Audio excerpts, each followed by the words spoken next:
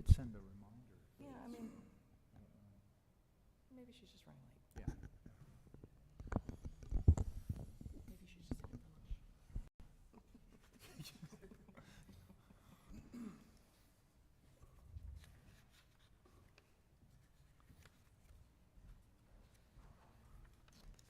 I was just so pleased with the outcome of the last event where we set up the tents and gave out the free lights. I think like 120 people stopped. I thought that was fantastic. I went on. I mean, they probably give you a total. I went on the Julie, I'm sorry. Uh-huh. Okay, all right. Good morning, everyone. Welcome to the September meeting of the Pedestrian and Bicycle Safety Committee. We're, I think, streaming live. Will, is that the case? Okay. So those of you who are joining us live, that's great. We have a couple members from our community here as well. So we'll go ahead and get started.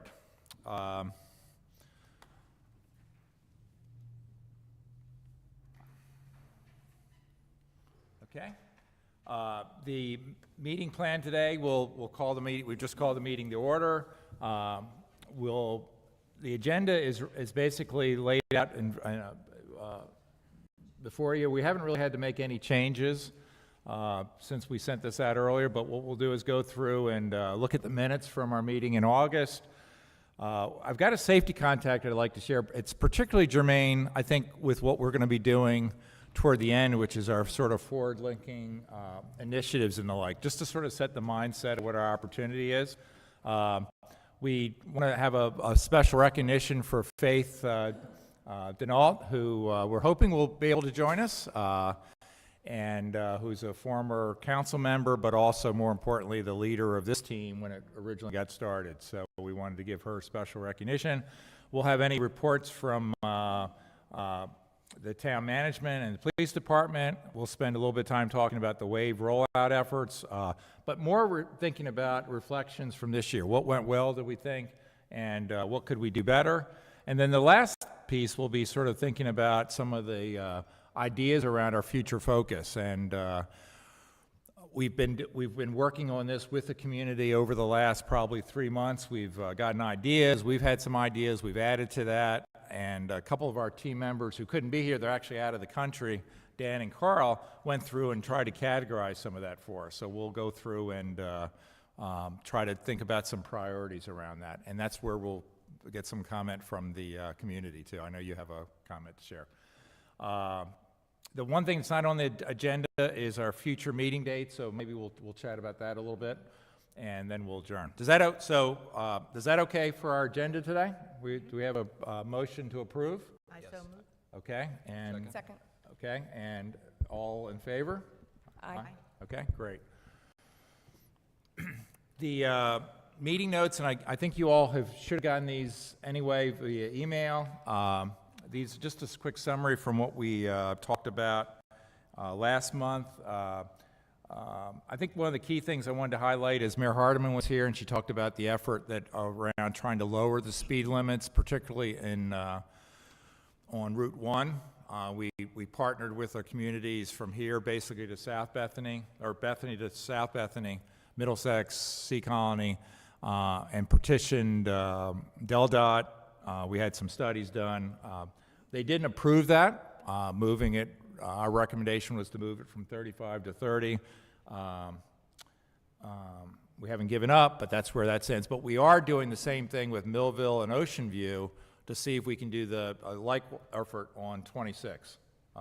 And their recommendation was it would be helpful if you do that collectively. So that was a key part of what we talked about last time.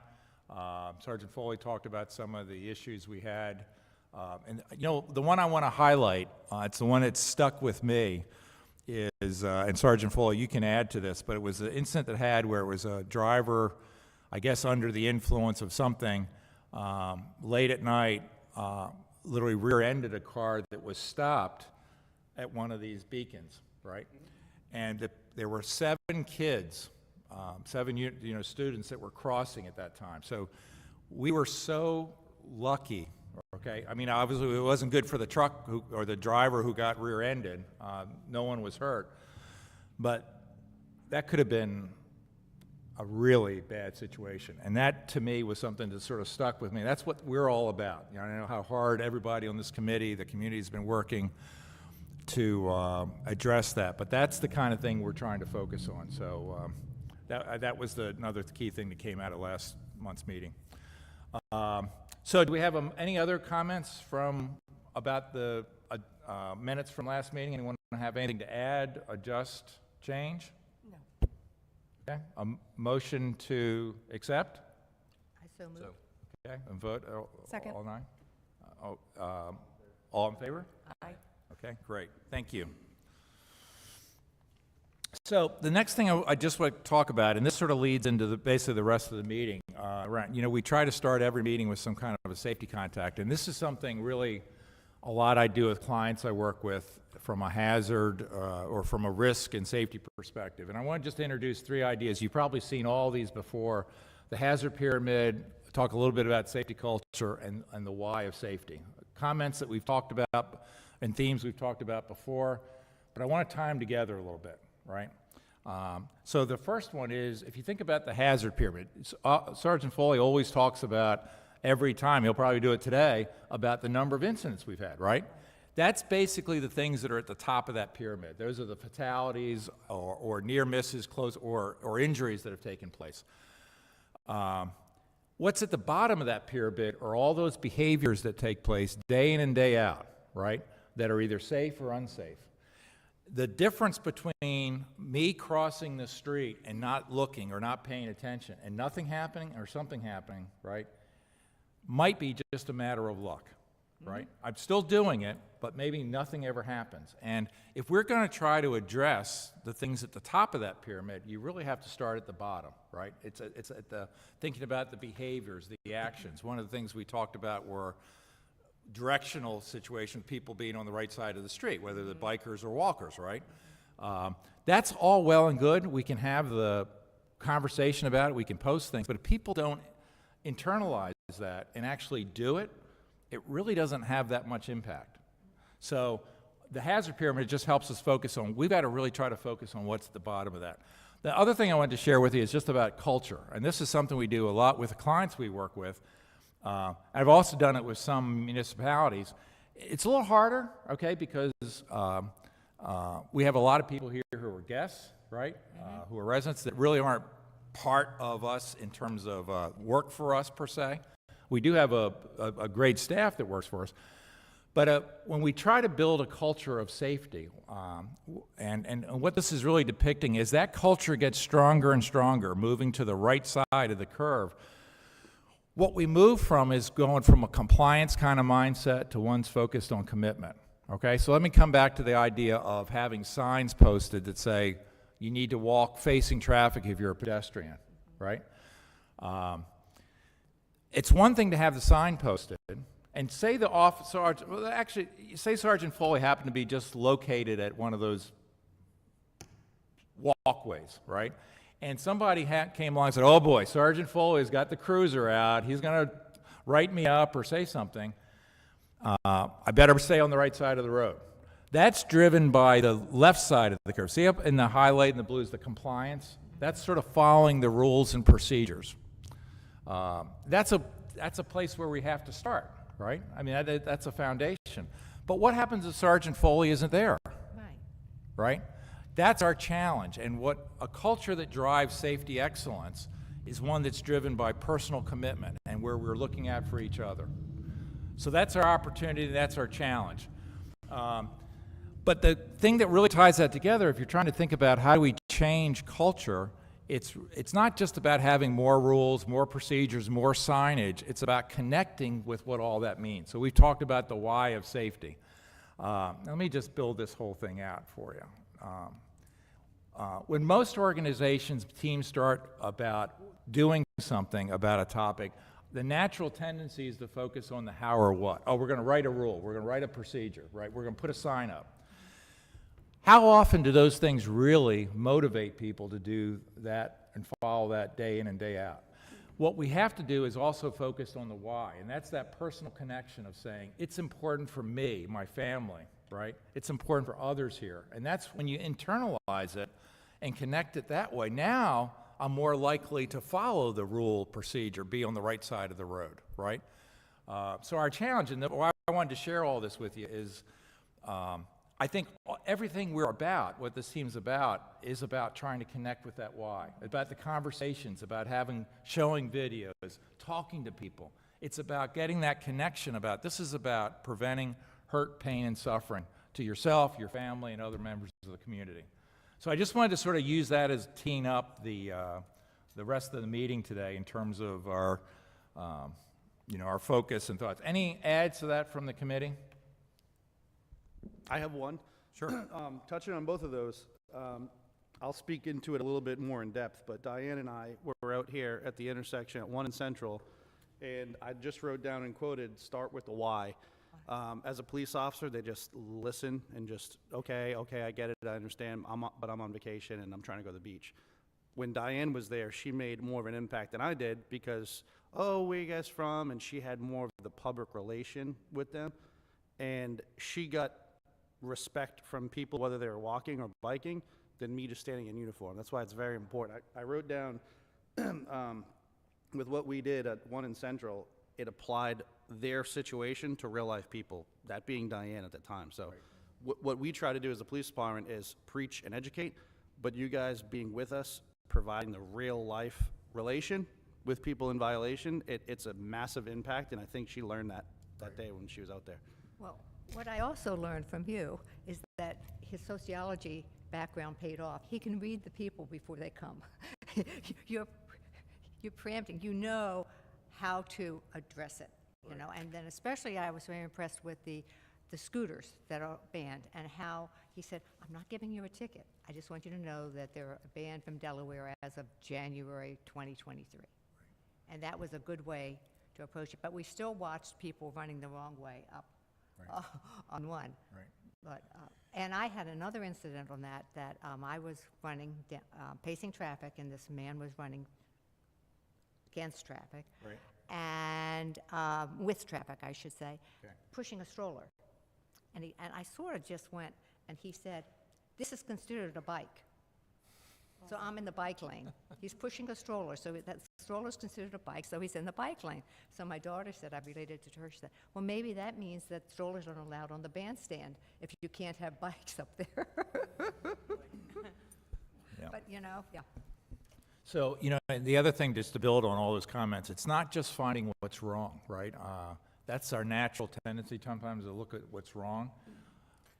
Sometimes most of the things we see out there are good behaviors. They're people that really have internalized it, but it's really important for us to recognize that and remind people of thanking them for doing that, because then if you thank people for that, they're much more likely to do it and maybe even pass it on to someone else. So, yeah, so exactly, that's sort of the played for, paid for it. So, great, thanks everybody. And the last one I wanted to end with is just a quote from Mother Teresa that I think very much epitomizes what this team tries to do. It's never worry about numbers, help one person at a time, and always start with the person nearest you. So we'll always have an opportunity to make that connection, right? Just walking down the street, we see somebody doing something well, we can say something. That's good, yeah. Or if we see something we're concerned about, we can try to engage the person. And it's not always going to be perfect. It's always not going to go well. But we're trying to do the right thing for the right reasons, and that's enough. And I think that's what Mother Teresa very well epitomized. So, great. Thanks, everybody, for jumping in. So the next part, we have a recognition for Faith Denault. She's not here right now. So we're going to... Rosemary, would you like to hold it until... Okay. Until another time? Okay. I just tried to grab a couple words about Faith, and I want to do this personally with her. And we're actually going to have lunch afterwards. We're treating Faith afterwards at lunch, so we'll get a chance to do this. Maybe she just said, the heck with the meeting, I'm just going to go to the fun part. I don't blame her. She's just coming to lunch. Yeah, actually, my mother-in-law today, we were coming to the meeting, she joined us, right? And we're sitting in the car, she said, oh, Mickey, I forgot my hearing aids. And I'm like, son of a gun, Mom. You're coming to a meeting that I'm being a part of, and are you giving me a signal? You don't have your hearing aids in? Are you trying to so maybe Faith is just taking the high road and say, we're just going to have lunch. That's right. But you know, the words that come to mind for me are leadership, passion, commitment, care, and mentorship, you know, and I'll never forget one of the first interaction I had with Faith was when I joined the team. I joined it a little bit after it had originally formed, and I was still working full-time and traveling a lot. And so I said, Faith, I'm sorry I can't be at the meeting. I'm going to be in blah, blah, blah. I'm going to be somewhere else. And she said, Mickey, no worries. You're bringing something unique and different to the team, and that's all we can do. You know, and you know what that reminded me of is we're all volunteers here, right? We're all trying to help. We all have busy schedules. It doesn't mean you have to be everywhere all the time. Just help out. And that's her message to me was really, I took a lot of heat in that. And so, and I know we have people today that are traveling, have business connections or business work going on. So, anyone else want to add anything just publicly about Faith? I would just like to say that she was a huge help to me. I was new to Bethany and new to town council committees, and she just provided a lot of guidance and support, and I very much appreciate that. Great. Super. Okay, when I first met Faith, we were working at the library book fair, and we started talking, and we realized we were in the same high school class together. Wow. She had to leave after sophomore year, they moved. But anyway, that was very interesting, and so we bonded over that. Cool. Very cool. So, next on the agenda, reports from either the town or police department. Terry, do you have anything you want to share, or?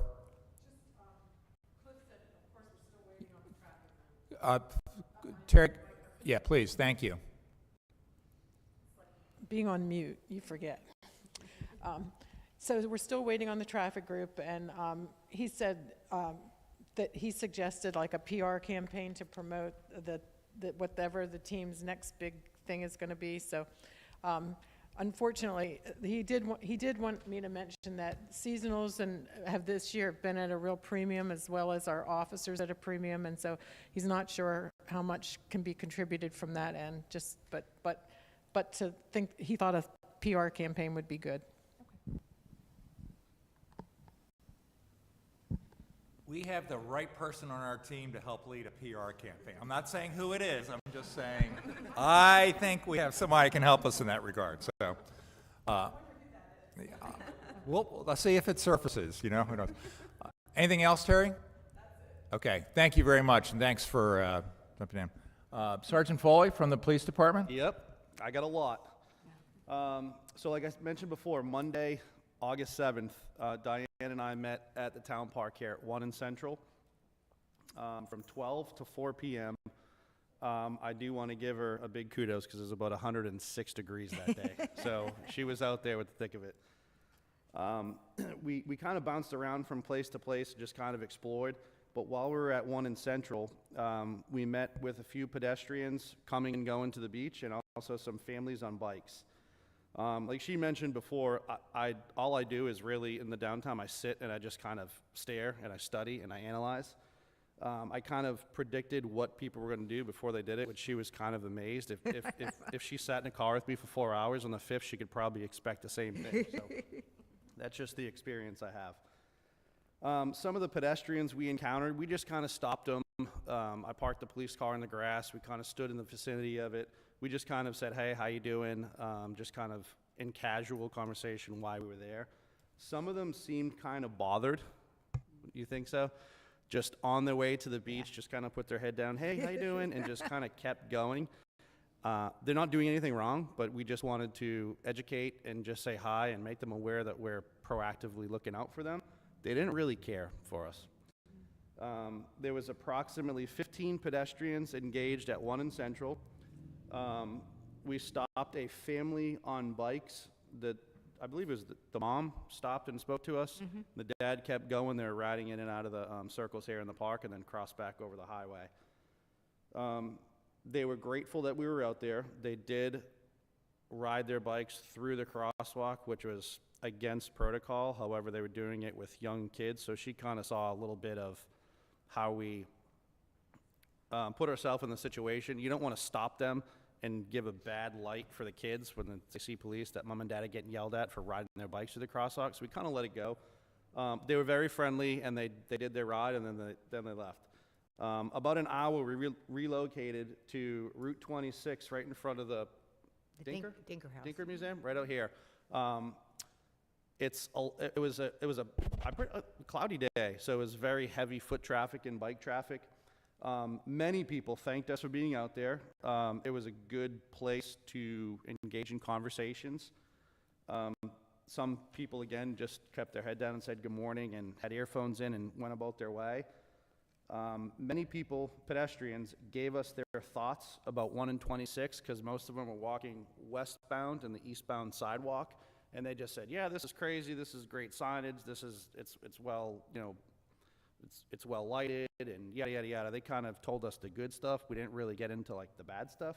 Did you pick up from that when we were out there? There was one bike on the sidewalk with 2 J1 students. I think they were from Bulgaria. They stopped and talked to us probably the longest than anybody else. They actually cared with what we wanted to say. They were riding on the wrong side. They explained why they did it and where they were going, and the fastest route for them to get from A to B was riding on the sidewalk in the wrong direction. We informed them, which I mentioned last meeting, there's a J1 student that was struck for doing the same thing. We told them about that, and their eyes just lit up, and they actually knew her, and she was hurt, and it was very personal to them. So we kind of just said, this is why we're out here, preventing this catastrophe from happening, so just please listen to us. Well, they walked their bike, went to the crosswalk, got on it as a tandem, as a 2-in-1 bicycle, and rode to Wawa, where they were going. So it was very educational for them, and it was a pleasurable experience for everybody involved, because where they're from, they actually said, and Diane heard it, they don't like police. And police are very threatening in their country, so they were kind of hesitant. And then when they saw how bubbly we were and grateful that they were here in our country, they took a different light, which they never had experience with police in the United States. So it was really enjoyable. Again, J1 students asked us many questions. They were employed by Vacasa, which I will get to later. There was a couple electric scooters whizzing by us in the westbound lane of traffic, going westbound in the bike lane.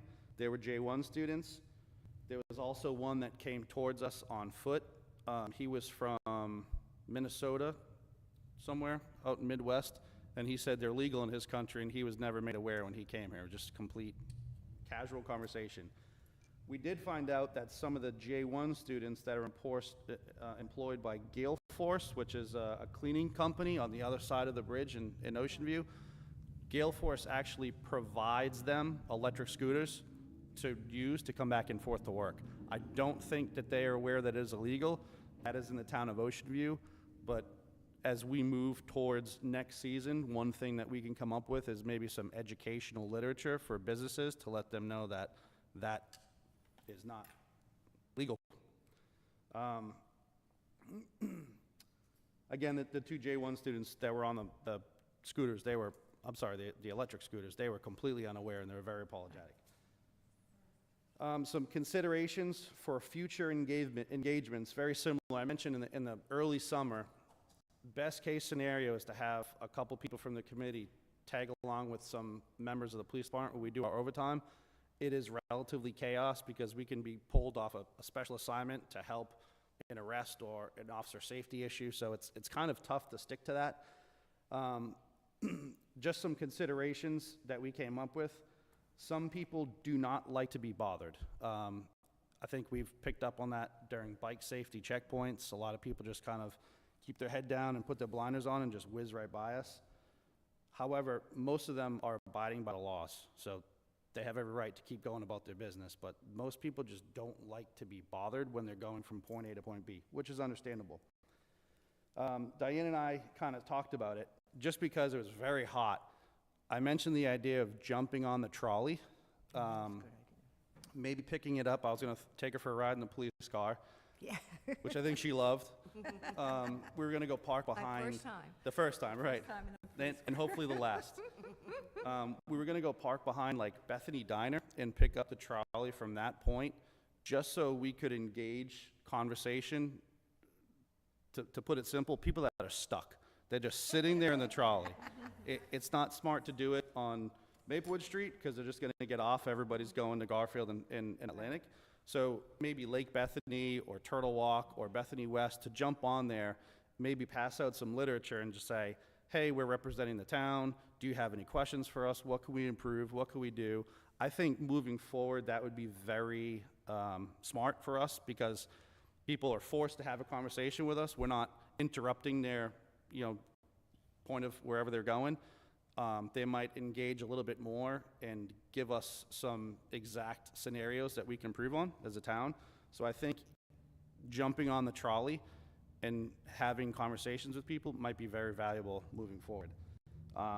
In relation to that, if we ever set up a booth, again, if we do it in the middle of Wellington Parkway median or Ocean View Parkway somewhere, places where there's heavy pedestrian traffic, you'll understand that people kind of feel bothered and they're trying to get to wherever they're going, and they want to get there fast. If we set up a booth at maybe the library, I've sat in the parking lot a few times just to be seen. A lot of people are in and out of there.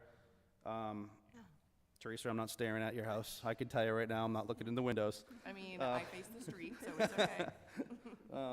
A lot of people would probably appreciate a booth maybe in the entrance to the library or the book return area, where we can kind of educate, because people, again, if they want to get in and out, they'll go to the book return, jump in their car, keep the windows up, and drive around the building. But if they want to engage in conversation, which most people do, I jump in there and just walk around and be seen, and use the facilities every once in a while, fill a water bottle, just to be seen. Right. A lot of people like to converse with police in a non-threatening way, and I think that would be great for the committee to set up there, because it will engage more conversations, because people are just, I feel like when they're at the library, they're just killing time. Yeah. That's just my opinion of seeing people come in and out. So those are my considerations moving forward, how we can, how this committee can assist the police department, and we can maybe get some more shed of what we're doing right and what we're doing wrong in a non-threatening manner that's going to facilitate a conversation, because we can't do that on the side of a road and people are parking and going to the beach or work. A couple more ideas to ponder for next season.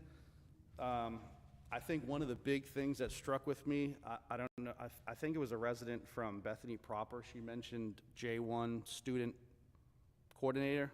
Is that the right thing? You guys know what I'm talking about? It was a member from the town having a representation with J1 students and reaching out to them. I don't know what the term was, maybe ambassador. I would love that. Again, when it comes back to Vacasa, I think I've mentioned this 80% of these meetings. Vacasa used to be owned by Resort Quest. Vacasa, I believe, is a worldwide company. I've reached out to them numerous times to do J1 student foreign seminars down at Sea Colony, because that's who employs 80% of the workforce here from other countries.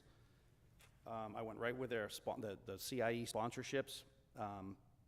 They never reach back to me. They don't want our help. And every single problem that we've had, either an accident or an infraction or something illegal, has been a Vacasa employee. And I would love to, if they were sitting in the audience right now, I would love to give them a lecture, but there's nothing that we can do. We can't force people for our, knowledge. I think the best thing that we could do as a town is host a J1 student seminar.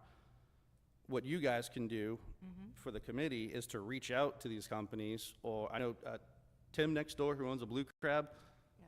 he comes to everything that we do, and Yeah, he Blue Crab, employs Tim, a lot of J1 students. I would love this to be standing room only with J1 students, and to listen and to learn, because everything that we've dealt with as a police department, the ones who have almost been killed have been J1 students that work for companies outside of this town. So what I'm getting at, the police department can advertise on our social media handles for a J1 safety seminar. We can put it in the newspapers, advertise it as a bike and pedestrian safety seminar. It's been very effective in the past with Sea Colony. You guys could reach out to companies within 6 or 7 miles that employ J1 students. We can ask them to come forward and speak to you guys, or give them a contact for you guys to be a liaison between the police and the companies for that. That way, the police department isn't we want to educate as much people as we can, but we can't force them. We want them, right when they come in the country, to educate them, and you guys could be a great asset to facilitate that. The police department, during the seminar, will preach safety, laws, and education, and then you guys can promote the awareness, the real-life relationship that you have, and your kids do the same thing, and that will get to them more than it will laws and threatening them with fines. So I think that is another good thing going forward. During the bike checkpoint that we had, this was the second biggest one we had. I'm sorry, it was August 7th or 6th, the date. It was the second one that we held, was the second biggest as compared to last year's second biggest one. We had one incident where a person was on a scooter and wanted to argue and almost talked himself into handcuffs, and I just said, hey, I stopped him. He was on a motorized skateboard with one wheel.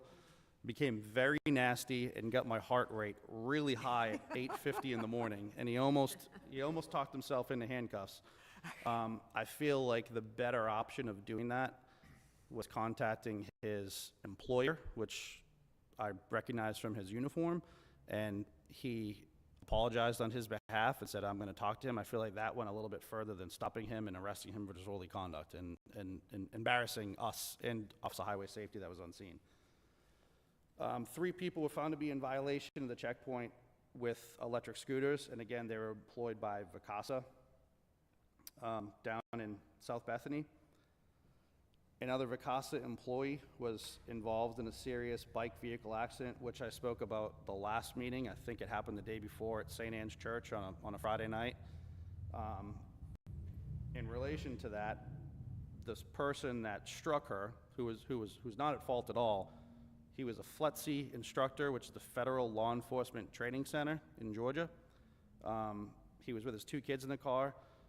Just the way that it worked out, he was on his bike pedaling, just riding through town, and he stopped by, recognized me from the accident a couple days prior, and was in awe of the town response to the accident that he was involved in. Police, fire, EMS, fire, police. He could not speak highly of the town of Bethany. In relation to that, he just thought it was absolute perfect, that it was all just time relation to him, that we were having a bike safety checkpoint on August 10th, 6 days after one of the most catastrophic events that he has ever had in his life. And he was just out riding his bike. So that was just very perfect timing. But if I could get him here as a speaker, I mean, he just thought that what the town was doing was of the utmost importance, and it struck a chord with him because he was obviously involved in something that he didn't have any negligence with. So it was a lot of information I had there. I'm sorry for that. Some statistics from last meeting. There was 17 total motor vehicle collisions. 2 of those were very minor injuries. 2 of them involved DUIs. 2 of them involved wrong-way bikers. One, which I previously mentioned, was a J1 student from Romania at 26 and Half Moon Drive in front of St. Anne's. Another one was right here in front of Sedona's at 10:30 p.m. A wrong-way cyclist was going southbound in the northbound bike lane, and a car that was legally making a left-hand turn struck them. Again, we hate to do it, but the bicyclist was issued a citation for negligence because they caused damage to the motor vehicle. We had another moped accident. This was in a private development. I believe it was Lake Bethany. They intentionally fell. They laid the bike down on purpose because they were reckless going around a curve and didn't want to run off the road. So it was no relation to another motor vehicle. It was just negligence and irresponsible operating on their behalf. With what we mentioned before, the motor vehicle collision, it was at 1 in Central. It was at 1:50 in the morning on Saturday morning. I want to say it was mid-July. I just kind of circled that and wrote down the notes. There was 9 people involved. Mickey hit the nail on the head. There was 7 J1 students from France. There was 1 motor vehicle operator. He was operating a pickup truck that got struck. So there was 8 people involved right there. And then you had 1 negligent operator who's under the influence of alcohol who caused the accident. So just in that statistic alone, that was a near catastrophe. That was probably one of the most dangerous accidents that Bethany has ever seen, and we luckily skated by it. 1 out of 9 people in that incident was doing the wrong thing. So it's very important, because I always say most of the time everybody's doing the right thing, but it just takes one in a situation to not pay attention and act reckless and kill somebody. So just in that one accident alone, which Mickey reiterated, 1 out of the 9 people involved at that intersection, 8 of them were doing the right thing.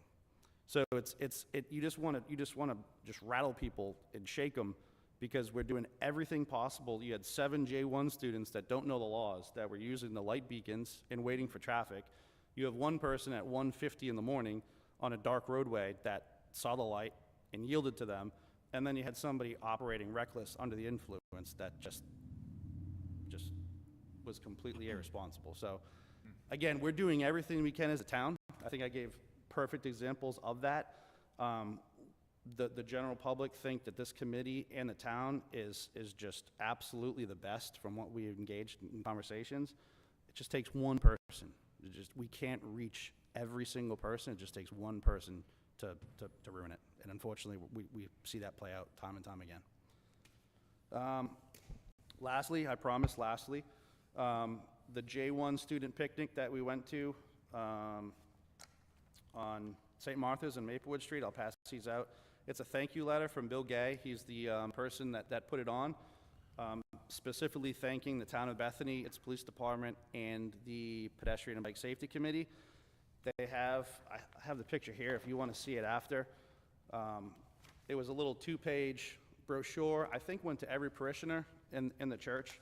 The pictures on the back, it actually incorporates Delaware State Police, so I didn't print their picture out. There's no pictures of Bethany Beach Police Department. There was Bethany Beach Police and Ocean View Police. That was actually in the Wave and Coastal Point newspaper, I think, that month. But on this, it's just a picture of the J1 students and some of the parishioners and volunteers that helped out. I didn't recognize anybody from the committee, so if you want to see it, I'll have it up here. I just didn't print the pictures out. Next is the flyer. I know we mentioned something about the Bethany Beach Landowners Association doing a flyer that we might want to get involved in. I think, Diana, correct me if I'm wrong, it's something that looks like this, just a flyer of a lot of information. We're also listed in here. This was to all the parishioners of the church. I'll pass this out too. They specifically thanked the volunteers of the Bethany Beach Pedestrian and Bicycle Safety Committee, as well as the Bethany Beach Police Department that responded. So I'll pass these out as well. And if you want to see the pictures of Delaware State Police, I'll have it up here. That's all I have. That was a lot, I'm sorry. Well, first off, I'd just like to say thank you very much. I think you're just doing a tremendous job. I think the town's doing a tremendous job. And I think the bicycle checkpoint is a perfect example of the success that you're having. And I was there and I saw what happened when the person on the motorized scooter came by. And as I said to you at the time, you handled that just perfectly. I mean, you were firm, but you were fair. And I think he really respected you and the way you handled it. And I think that's fantastic. I also agree with you that the J1 students are wonderful parts of the community, and we just need to do a better job of whatever we can to try and educate them and make this, again, as personal as we can. Because, again, if we can, show that, we're just thinking of you and want you to have a good, successful summer and help the community, that's the message we want to drive home. But if we can bring up specific examples that they can relate to, then I think that will, make them more aware of what's going on and them, be better participants. Because, again, there are instances still where I see people, and I'm pretty sure they're J1 students just from, listening to them talking, they're walking or biking the wrong direction on the shoulder on the highway, and I think they just don't know any better. I really do. So I think if we just continue our outreach efforts to them, that this will continue to improve, and I think that will be beneficial to everybody. But again, I'd be more than happy to attend any of these things or help, whether you want somebody to help with, like Diane did, with a drive around, or if you need somebody to cover one of these J1 events, whether it's the picnic or a seminar or whatever, I'd be more than happy to help you. So thank you for all you do. Yeah, Thank you, Sergeant Foley, and it really is very special that we have somebody with your passion, your energy. I know you have a young family, so you can see yourself and them in this whole, the why, right? That picture of the family. And So thank you for all your efforts. And you actually hit a lot of things that we're gonna, when we talk about future focus efforts, you've already covered a number of those, so we'll make sure we incorporate those in the second part. So, great. Thank you, sir. Yep. Julie, anything from your side, from a connection, engagement, social media? Yeah. Please. I could do just a quick recap over the summer.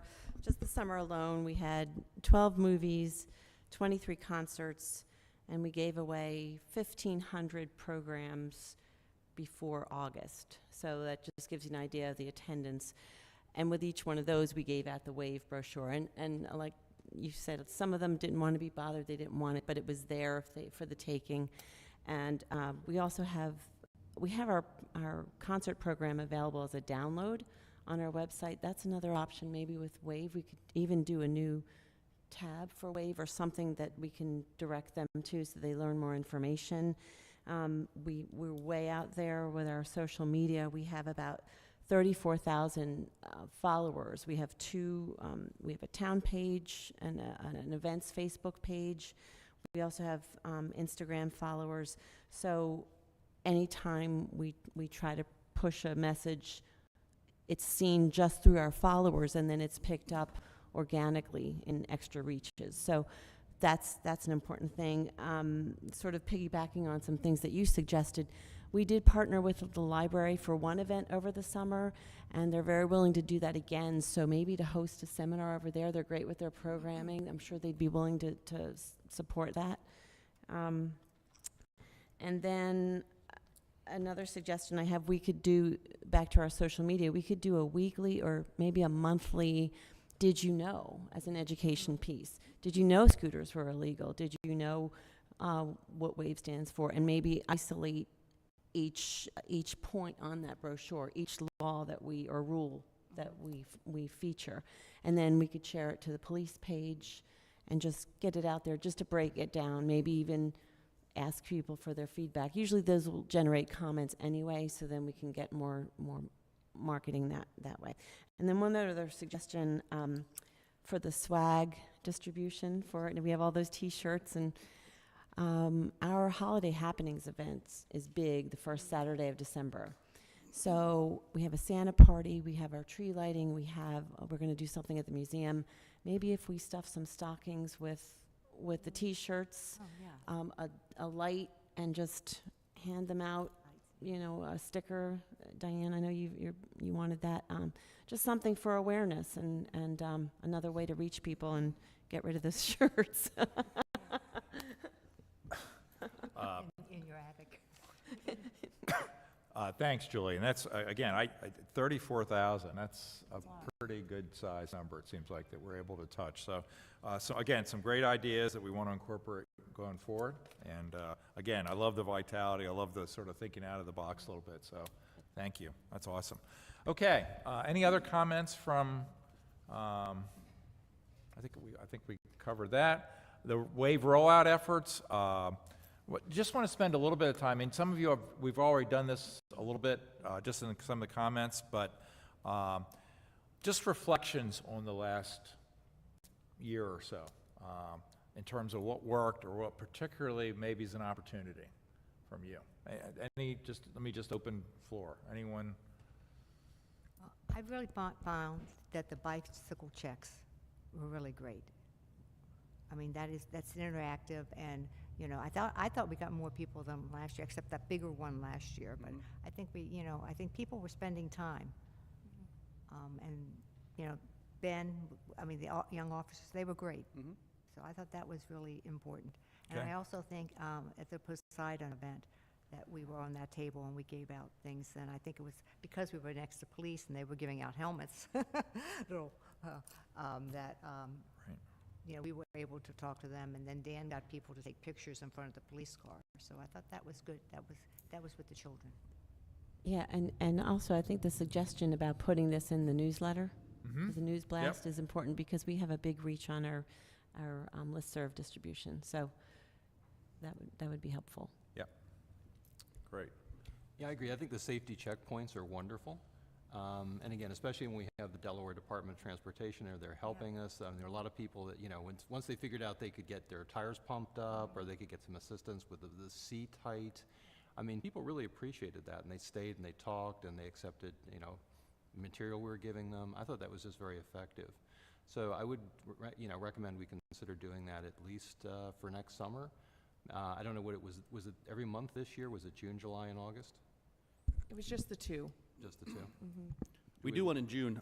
We specifically target Senior Week, because Okay. that's when we have a lot of incidences with people on bikes. We do that at night. It's a pop-up event. It's no surprise to anybody that we're out there during that week, except for the high school kids. We do it at nighttime, and again, it's a little different than a bike safety checkpoint during the day. At 8:50 in the morning, you folks that were there saw how nasty people are to the police at 8:50 in the morning, who were in the wrong.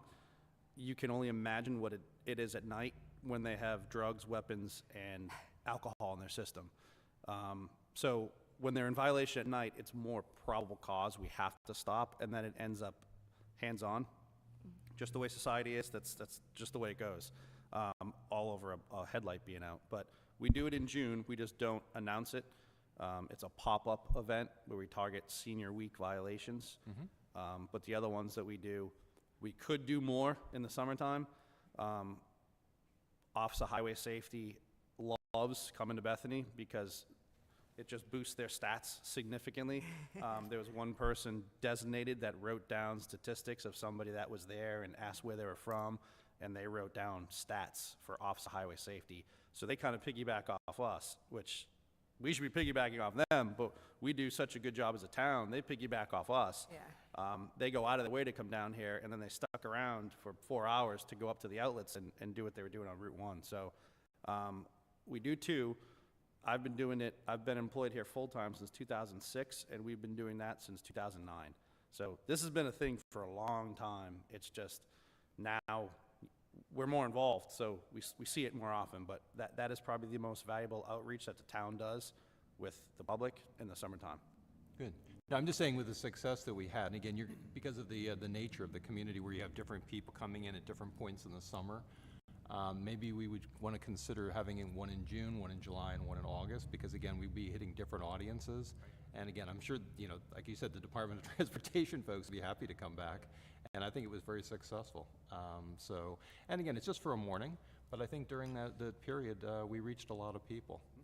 And worst comes to worst, those that didn't even, that didn't stop, at least they're aware that the town is there and is making an outreach effort to help them. So I think it was very positive. So anyway, I would just throw that out there as a possibility about maybe doing more next year and possibly one for each one of the months in the summer. I mean, we could add, we only do this the same time frames because it's the busiest weekly rentals. So most people are in town those 2 times where we specifically pick those. And we specifically do Thursdays because you'll have more people transitioning Friday to Friday and Saturday to Saturday. So there's a lot of thought and stats that go into selecting those dates.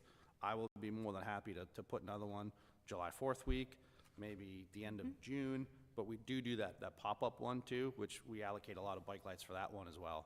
But if we do another one, I would suggest maybe a little earlier in July, closer to the 4th. Okay, thanks. Great. And we do Kids Weeks every Wednesday in July. So that might be something that we had teen bands this summer, and that's a pretty captive audience with the families especially, and the younger, the teens and tweens. Awesome. Great. Any other comments from the team, just on what worked? I guess the one that really stuck out for me a little bit, in addition to everything you all have talked about, was I really was proud of how the team took an idea that sort of Dan threw out there a year or 2 ago, right? I mean, I think I want to give Dan credit because he sort of came up with the whole wave idea. Yeah, he did.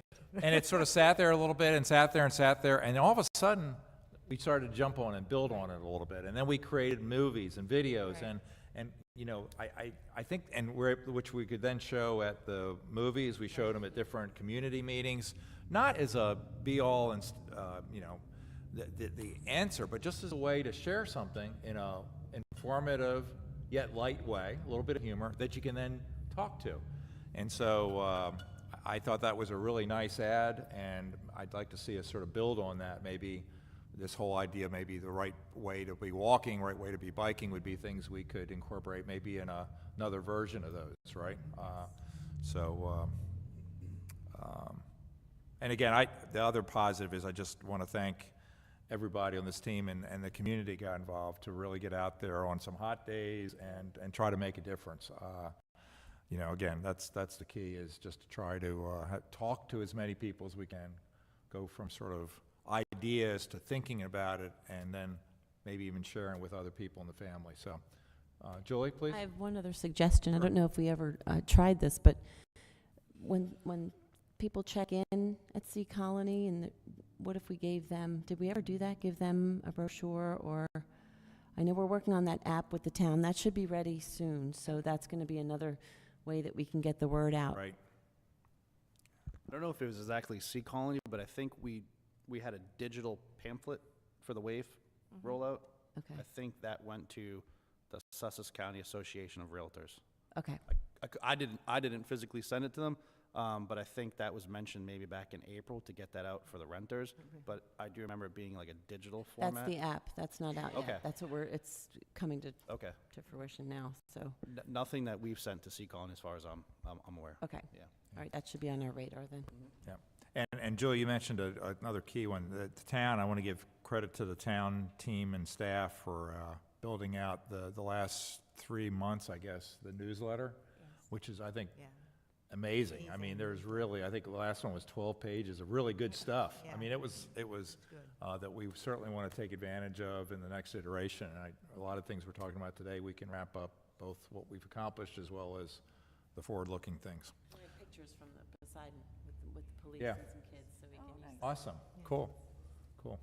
Okay, so the next thing is really to think about our future focus efforts, and let me go back. This is literally where we started a few months ago. It was just sort of, okay, let's think about things that have worked, maybe new initiatives, how we can utilize data, infrastructure projects, et cetera. That was just sort of the scope, and then what we've developed over the last couple months, and this is with some of our ideas, but most importantly with community input. This is pretty much the whole list, but what we've tried to do, again, Dan and Carl, since they're out of the country, were volunteered to help just organize this a little bit for us into sort of some structural, hardware, infrastructure kind of things, regulations, and awareness were sort of the way they broke it up, and I thought those were really good ways of segmenting it. So what I'd like to do is, I know you all have had this for a little bit in advance, and again, we're not gonna, these will not go away. We're gonna continue to keep this. We'll actually just build on this, but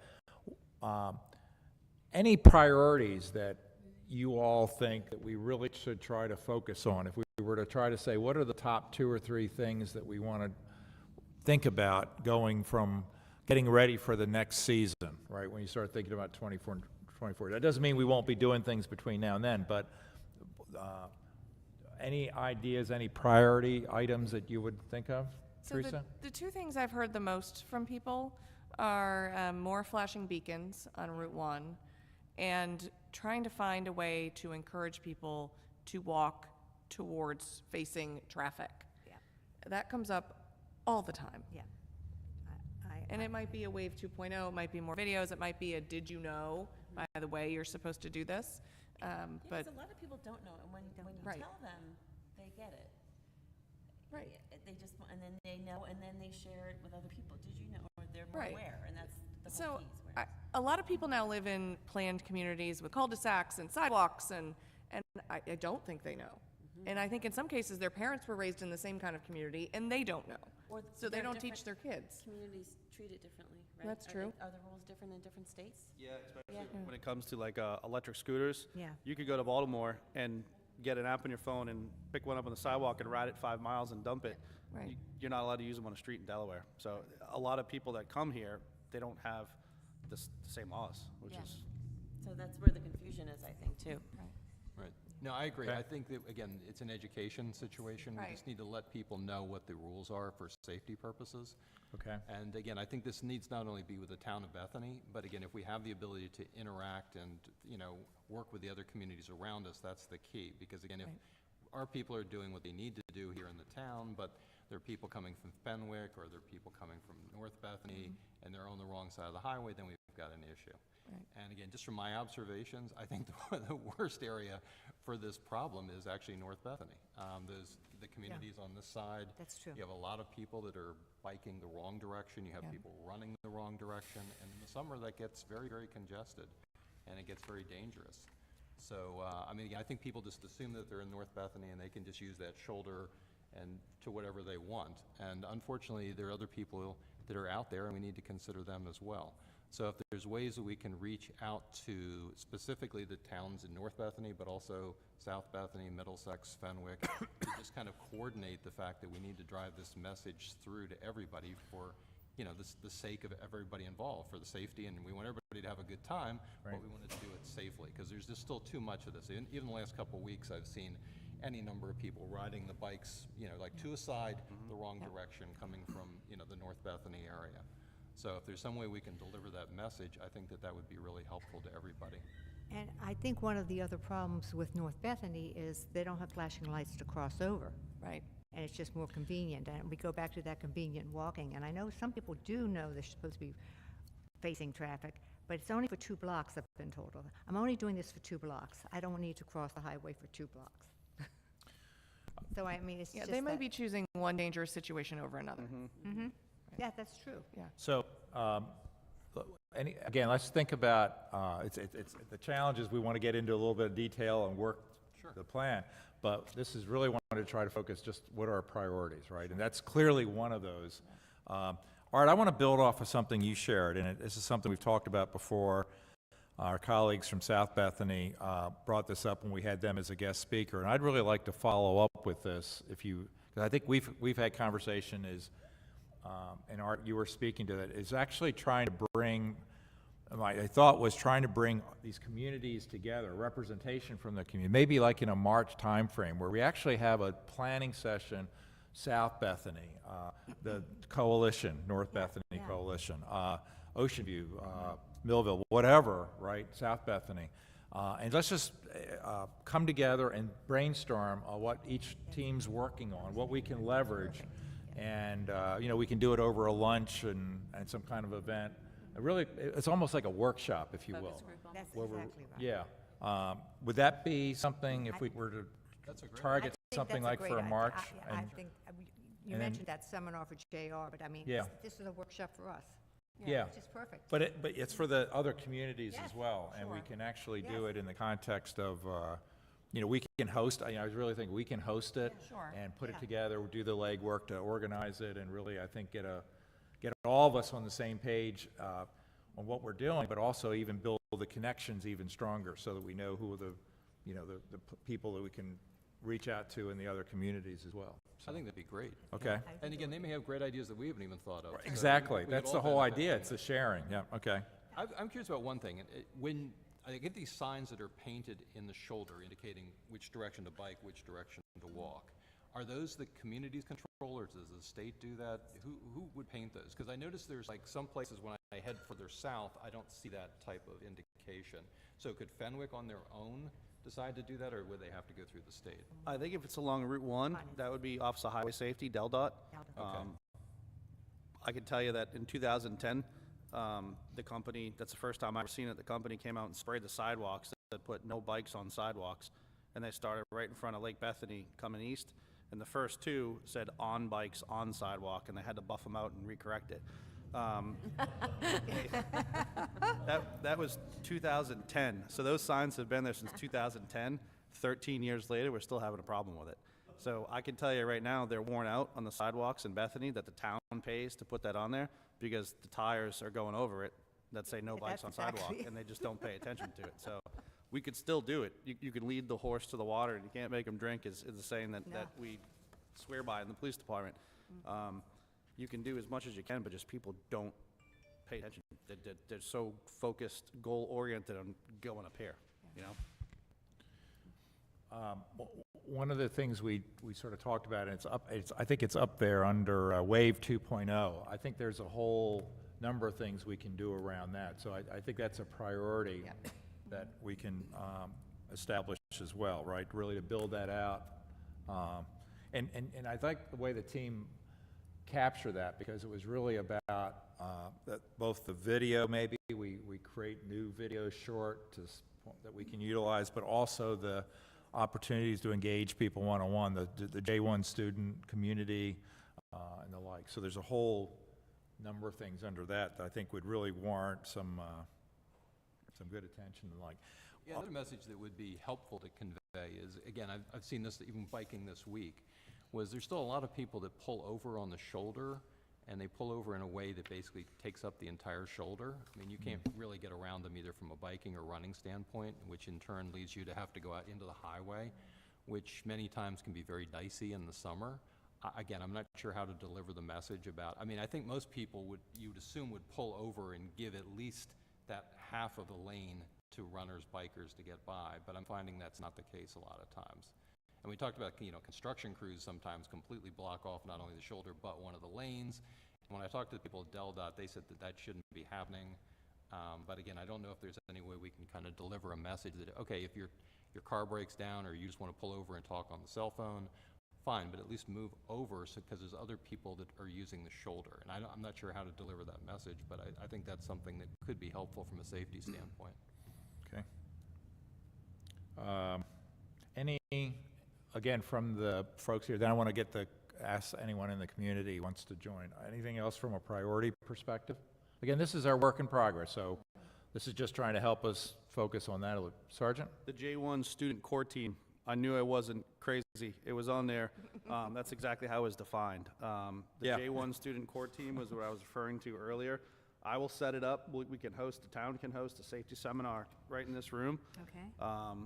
I can see every single seat, BB Hospital, I can see every single seat being filled by valuable members of this community, preaching safety and awareness.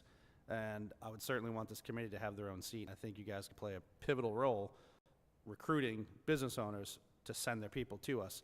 Sure. We could do one every 2 weeks. I went to Sea Colony every other 2 weeks, I think 4 times in a row, and the room was filled with 150 J1 students that got a valuable lesson. And that's 600 kids that we got to. We're not doing that anymore. And I don't know, I can't speak on Sea Colony if they're doing that, but right. If we have this problem in town, I see it as a police officer from April to October with J1 students. Let's get ahead of it and just create our own. Well, if Sea Colony's not going to respond back to Vacasa, if they're not going to respond back to us, let's just do our own and get those people that help them out, help us out. You know what, Officer, I think one of the things, Sergeant, we can do is also just try to get maybe a little bit more of the weight of the town involved with this. I know the mayor and others would really reach out and help with that to get that kind of focus, and because the payback is huge, right? You get that engagement and that impact, and especially if we're doing it sort of both from an enforcement perspective as well as just that, the human touch and the caring piece, and really bring those things together. So awesome. Let me open it up, if you will, from the community. Ma'am, if you had a couple ideas that you wanted to share with us, if you could go either to if somebody could, go to the podium, that way we can, thank you. You just, again, state your name, and that would be great. Thank you. Hi, my name is Karen Lucas. I live on Sandpiper Drive, full-time resident, except for when we go to the warm weather in the wintertime. I'm glad to see that you are discussing this issue of my pet peeve of walking on the wrong side of the road. I mean, I've been tempted to get a T-shirt that says, if you're reading this, you're walking on the wrong side of the road. We actually might be able to get you a T-shirt as a loaner. I got to work with somebody, but maybe we can get. I'm sorry, I didn't mean to interrupt you, Karen. No, that's quite all right. And I agree with Teresa that I think part of the problem is the people. I mean, I grew up learning which is the right side of the road to walk on from my parents. But I think you're right. In some of these communities, these people have never done that before, so they don't know. But somebody's got to educate them. I think it was Rosemary, you were saying something the other night about coming back from the fireworks, and this whole family was walking in the dark with, in the same direction as the traffic with the strollers and everything else. And I mean, that's dangerous, absolutely dangerous. So I don't know what the solution is, but I think we need to put that out and educate it a little bit more than we have been. And I'm glad to see that, you know, it's been on your radar screen, but it's just, I wanted to come and discuss it. Great. Thank you very much. Appreciate it. You know, one of the things that came, and I think it's in my backpack, but we got a letter from a couple folks in the neighborhood about the same topic, and they were focusing specifically on signage on Collins from a pedestrian bike. So we are going to respond to that. We do have the Collins Street project moving forward in the fall, right? And I'm sure there'll be some signage that goes with that. But more importantly, it was more about that topic in general. So what comes to mind, and once I've read that, and as I've been walking around, I've been trying to pay a little bit more attention to the signage we have. We have so much signage in this town. I mean, between parking and walking and biking, there's a lot of, actually it's really good, but it can be a little overwhelming too. And so it might actually be helpful for us just to spend a little bit of time specifically on this topic, on how we have signs posted, where they are around this whole walking, biking. Do we need more? Do we need less? Do we need them in different areas? I know that's come up. You've had a great picture you shared before, Diane, of one. To help us at least frame out where we are, okay? And then we can sort of then build out, do we need more or less in certain areas? And then it gets back to the behavioral piece. Then we still got to talk to people, right? We still got to make that sign personal for somebody, right? Here's why it's there. It's not there to make your job harder. It's there to get you there safely so you don't get hit, you don't hit somebody else, right? So, Mayor, I please. just wanted to add to what Karen said as a PS, that family that was walking in the dark on the wrong side of the road with the little kids. When I stopped the father and spoke to him about this and, you know, gave him a nice little description about what he was supposed to do, he thanked me and they continued walking on the wrong side of the road. So, I mean, you have that to contend with as well. You know what, Mickey, we have a map that shows our parking. Do we have a map that shows the walking and biking paths? That might be helpful. Keep that on the website. Use that as a handout, or just to spell it out. Yep. Great. I Thank will you. say, though, that I've seen plenty of people who come from Sea Colony who use the paths on the wrong side. That's what I mean, have Yeah. directional arrows. Yeah, yeah. I don't know. It's baby a start. steps, It's a start. Yeah. It's scary. It's frightening when it's dark. It is. Any other comments from the community or from our team? I think we've got a pretty good list of priorities that we want to work on. The next thing, I think on the agenda was just our future meeting dates. Is there I know you all have been working really hard. Throughout the summer. Do you have energy to meet again maybe in next month or the following month? Sure. I want to give you all a little bit of space. Some of this work we can work offline and collaborate and share like you all do really well, which is good. And then, so maybe September, October, maybe November, early November. Would that work for, Yes. if I threw out a date and then we could work at that and just to sort of bring us together? Okay. Great, early November. And thank you again for all your leadership on this, Mickey. Yes, thank you. Much appreciated. Thank you, yes. Thank you. Well, it's an honor to be working with you all, it really is.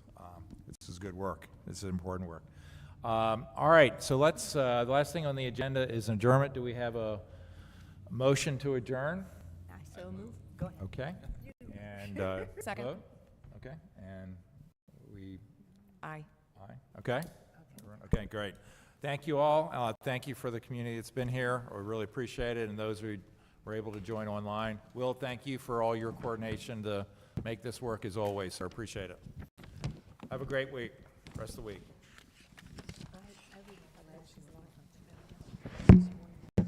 Okay.